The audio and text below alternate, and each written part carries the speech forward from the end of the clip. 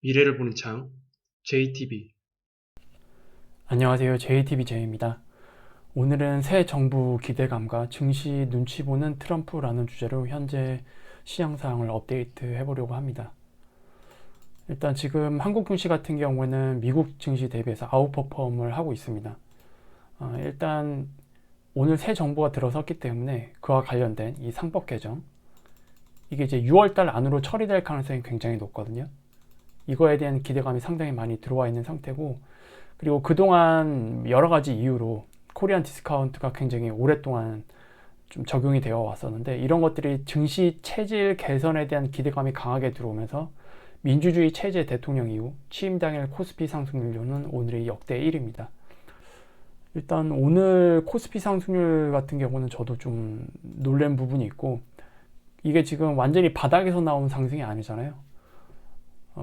완전히 과열 구간에서 추가적으로 나온 상승이기 때문에 이 부분은 저도 거의 예상할 수 없었던 상승폭이다, 이렇게 좀 판단을 하고 있습니다. 어쨌든 지금 한국 증시를 바라볼 때 상법 개정 이슈가 가장 중요한데, 이미 6월 2일 날 취임을 하게 되면 2, 3주 안으로 처리할 거다. 그리고 한번 상법 개정을 통과시켰었잖아요. 근데 그때는 이제 거부권 행사로 적용이 되지 못했습니다. 그때 통과됐던 상법 개정안보다 훨씬 더 보완해서 강하게 이번에 통과시킬 예정이라고 합니다. 한번 통과됐기 때문에 이번에도 아마 통과가 될 거예요. 그리고 이번에는 거부권을 행사하지 않겠죠. 그래서 이제 6월 안으로 사실상 상법 개정이 통과될 가능성이 굉장히 높다, 이렇게 보시면 될 것 같습니다. 그래서 오늘 유독 지주사, 그리고 증권주, 금융주, 이런 것들이 강하게 상승이 추가적으로 나왔는데요. 이런 종목들이 대부분 코스피 쪽에 몰려있기 때문에 오늘 상승률이 유독 강하지 않았나, 그렇게 생각이 됩니다. 그리고 시장의 추세를 결정하게 될 6월 데이터 발표인 저번 주에 제가 한번 말씀을 드린 적이 있는데, 이거는 여전히 유효합니다. 일단 관세 정책이 미국 경제에 어떤 영향을 미쳤는지 들여다보기 시작할 텐데, 이번 주부터 지금 데이터가 나오기 시작하고 있죠. 근데 아직까지는, 어제까지 발표된 데이터까지는 뭐 미국 경제 활동을 크게 위축시켰다던가 그런 데이터는 아직 발표되지 않고 있습니다. 그래서 아직 증시에 뭔가 찬물을 끼얹는 그런 데이터는 아직 나오지 않은 상태이고요. 이제 이후에 나오는 데이터들도 중요한 것들이 굉장히 많기 때문에 계속 살펴봐야 될 것 같습니다. 그리고 이제 상호관세 부분인데, 이게 지금 연방법원에서 한번 제동이 걸렸죠. 그래서 이게 지금 어떻게 될지 모르겠어요. 원래대로라면은 상호관세가 그래도 6월달 안으로는 마무리되지 않겠느냐, 그렇게 예상을 했었는데, 지금 상호관세는 결국 6월달 안으로 완벽히 처리되는 것은 불가능에 가깝다, 이렇게 보여지고 있습니다.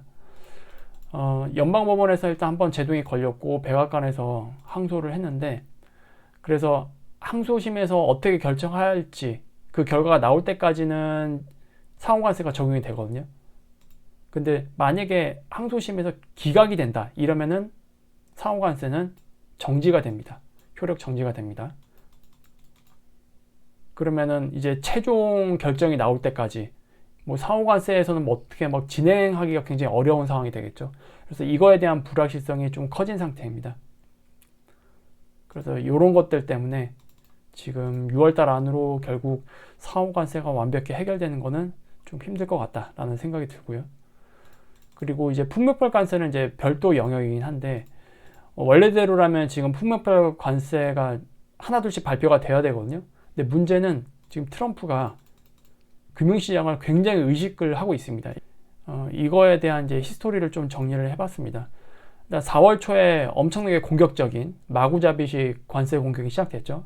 그런데 미국 국채 가격이 급락을 하고, 그리고 주식도 급락하고, 달러 가치도 하락하고, 트리플 약세를 보이면서 트럼프가 좀 놀랐습니다. 확 위축이 돼버렸고, 그러면서 이제 기존 전략을 거의 백지화 시켰고요.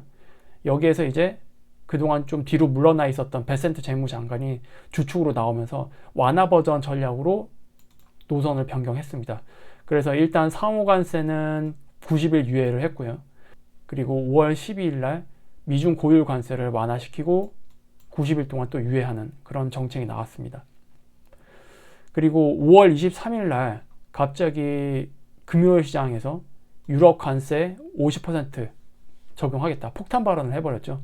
그러면서 미국 증시가 급락을 해버렸는데 트럼프가 금융시장에 어떤 그런 텐트럼이 다시 나타나다 보니까 이거 안 되겠구나 싶었던 거예요. 그래서 5월 26일 월요일 날 미국 선물 시장이 개장하기 직전, 사실상 아시아 시장이 개장하기 직전이죠. 그때 유럽 50% 관세 이거를 한 달 유예시키는, 뒤로 빼는 그런 정책을 또 다시 발표를 했습니다. 그러면서 이 폭탄 발언을 좀 무마시키는 모습을 보여줬고요. 그리고 또 일주일 지나서 5월 30일, 저번 주 금요일이죠. 중국이 관세 협상을 위반을 했다. 그러면서 그동안 좀 착한 사람으로 남아 있었는데 이제 그만둬야겠다. 강경 대응을 시사하는 게시물을 등록을 했습니다. 그러면서 미 증시가 나스닥 기준으로 1% 정도 하락 전환을 했죠. 그러다가 장 후반에 해당 코멘트를 수습하는 의견이 나오고 백악관에서도 수습하는 인터뷰를 좀 공개를 했습니다. 그리고 이제 연달아 시진핑과 전화하겠다 이런 식으로 좀 수습하면서 어떤 이 금융시장에 대한 텐트럼을 극도로 싫어하는 이런 모습을 좀 보여주고 있습니다. 그래서 지금 금융시장 텐트럼 때문에 트럼프는 지금 관세 관련해서 공격적으로 진행할 수 없는 그런 모습을 계속 보여주고 있습니다. 그리고 여기에 추가적으로 5월 6일 당시 의약품에 대해서 2주 안으로 발표하겠다라고 얘기를 했지만 지금 이제 6월 달이잖아요. 한 달이 지났습니다. 오리무중이에요. 그래서 5월 6일 당시 의약품 관세 2주 내에 발표할 거다. 그러면서 우리나라도 요거 때문에 바이오들이 좀 많이 하락을 했었거든요, 당시. 근데 이게 지금 얘기가 없어요. 그래서 지금 이거를 또 공격적으로 발표를 하게 되면 분명히 증시에 영향을 줄 거거든요. 이제 그거를 되게 무서워하겠죠, 트럼프는. 그래서 폭력별 관세도 뭔가 조금 시장에 충격을 주는 형태의 발표보다는 뭔가 조금 시장이 어느 정도 좀 소화를 해줄 수 있는 정도? 그 정도로 전환을 할 가능성이 높지 않겠느냐, 그렇게 생각이 됩니다. 일단 이렇게 되면은 결과적으로 트럼프가 원래 하려고 했던 전략이 다 무너져요. 그래서 과연 트럼프 정책이 과연 앞으로 어떻게 될 것인가 조금 애매해졌습니다. 그래서 좀 정리를 해보면 일단 국내 시장 자체는 악재는 없습니다. 국내 시장 자체로 봤을 때는 오히려 기대감이 더 많고요. 조정 트리거는 미국 쪽에서 있을 것 같아요. 이거 말고는 없죠. 지금 국내 시장 자체로는 악재가 없기 때문에. 그래서 이렇게 나눠보면 국내 시장 자체적으로 보면은 여전히 밸류에이션 부담 없고요. 그리고 증시 살리기 정책 기대감, 그리고 재정 부양 기대감, 그리고 하반기에 추가 금리 인하 예정, 이런 것들이 모두 다 증시를 떠받드는 요인이 될 거기 때문에 국내 시장 자체는 악재가 지금 없다. 그런데 조정이 오게 되면 미국 쪽일 텐데 일단 미국에 나오는 하드 데이터 지속적인 모니터링 필요하고요. 이제 계속 지금 나오고 있죠. 그리고 여기에 추가적으로 하나 또 첨언을 해보자면 도지에서 정부 고용을 줄이는 걸로 시작해서 지출을 줄이는 형태, 그런 정책이 진행되는데 지금 여기서 머스크가 나오면서 약간 좀 욕을 하면서 나왔잖아요. 좋은 모습으로 나오진 않았어요. 그걸로 봤을 때는 도지의 계획이 내부적으로 좀 많이 반대에 부딪힌 것 같다. 제대로 적용된 것 같지가 않다. 그래서 도지의 어떤 적자 지출 이런 것들을 완화시키는 것들, 이런 전략은 실패한 게 아닌가. 왜냐면 우리가 이거를 간접적으로 알아볼 수 있는 거는 결국 비농업 고용지표거든요. 도지에서 이거를 제대로 했다라고 하면은 분명히 비농업 고용지표에서 그게 표시가 되어야 돼요. 근데 현재까지 비농업 고용지표 발표된 거 보면은 아직 그런 것들이 나타나지 않고 있습니다. 물론 이제 이번 주 금요일 아래도 비농업 고용지표가 발표가 될 거예요.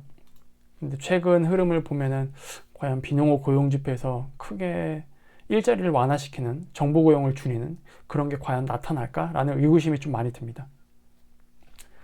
그리고 여전히 트럼프의 관세 관련 발언 6월 달에 계속 주목을 해야 될 것 같고요. 그리고 여기에 뭐 추가적으로 하나 더 하자면은 6월 중순에 일본 금리 결정이 있습니다. 요거는 조금 우리가 좀 중요하게 봐야겠죠. 지금 이것과 관련해서 엔화 가격을 보면은 지금 중요한 구간에 지금 놓여져 있거든요. 이제 이쪽으로 내려가는 게 엔화 강세입니다. 최근에 미국 CPI도 3.6으로 굉장히 높게 나왔고요. 물가가 좀 심상치 않은 상황이긴 해요. 그래서 금리 인상이 유력한 상황인데 그거를 6월 달에 할 거냐 7월 달에 할 거냐, 지금 지표 보면은 6월 달에 할 가능성도 좀 상당히 높아 보이긴 합니다. 그래서 지금 이렇게 이제 엔화가 추가적으로 강세가 되어 있는 상태이긴 한데, 우리가 중요하게 봐야 될 거는 지금 요 자리예요. 140. 여기 이제 강력한 지지 라인이 구축이 되어 있는데, 시장 입장에서는 아마 요 140 라인 근처에 청산 포지션이 꽤 많이 걸려 있을 것 같거든요. 그렇다는 얘기는 미국 증시에서 좀 하락을 하고, 그리고 일본 본국으로 돌아오는 그런 자금들이 140을 기준으로 해서 분명히 포지션이 변화가 있을 것 같다라는 생각이 듭니다. 물론 민간 쪽 자금이겠죠. 뭐 일본 보험사나 아니면 은행 이쪽 자금일 것 같긴 한데, 어쨌든 이 140이 깨지게 되면은 그런 자본 흐름이 조금 있을 것 같긴 합니다.